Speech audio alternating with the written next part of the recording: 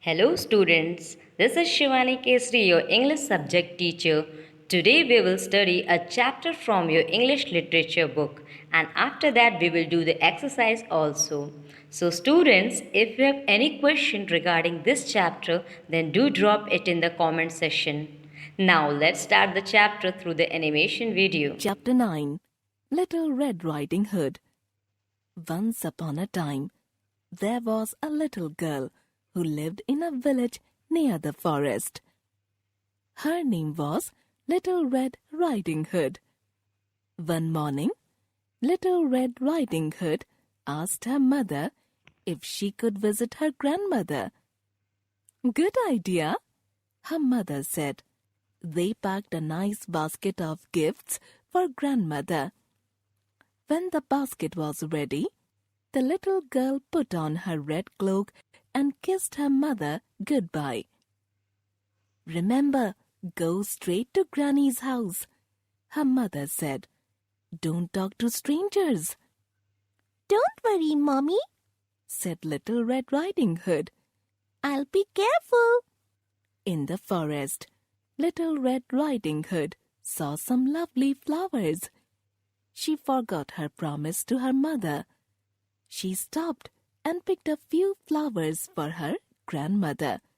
Then she watched the butterflies for a while. Suddenly, a wolf appeared beside her. What are you doing out here, little girl?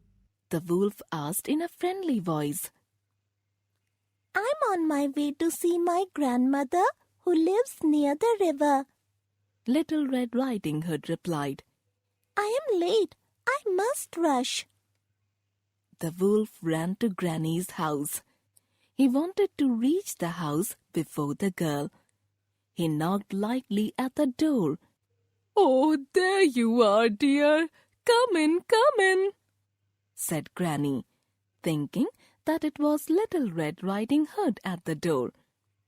The wolf came in and gobbled her up.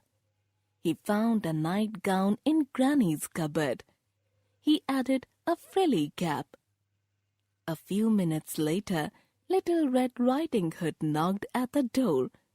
The wolf jumped into bed and pulled the covers over him. Who is it? He called in a thin, high voice. It's me, Little Red Riding Hood. Oh, how lovely. Do come in, my dear, croaked the wolf. Little Red Riding Hood entered the little cottage. Granny, your voice sounds funny. Are you all right? She asked. I have a cold, said the wolf, adding a cough at the end. Oh, Granny, what big ears you have, said Little Red Riding Hood as she came closer to the bed.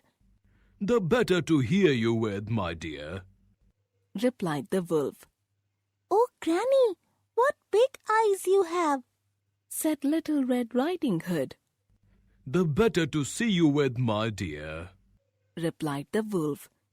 Oh, Granny, what big teeth you have, said Little Red Riding Hood.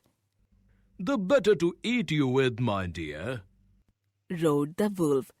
He leapt out of the bed to catch her. Almost too late, Little Red Riding Hood realized that the person in the bed was not Granny. It was a hungry wolf. She ran out of the house shouting, Help, wolf! As loudly as she could.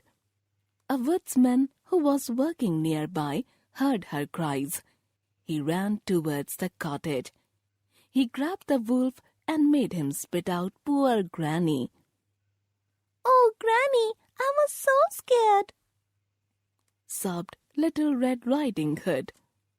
I'll never stop in the forest or speak to strangers again. There, child. Thank goodness you shouted loud enough for this kind woodsman to hear you. The wolf ran away. Students, this is an exercise of this chapter. If you want, you can pause the video and do it. Thank you, students.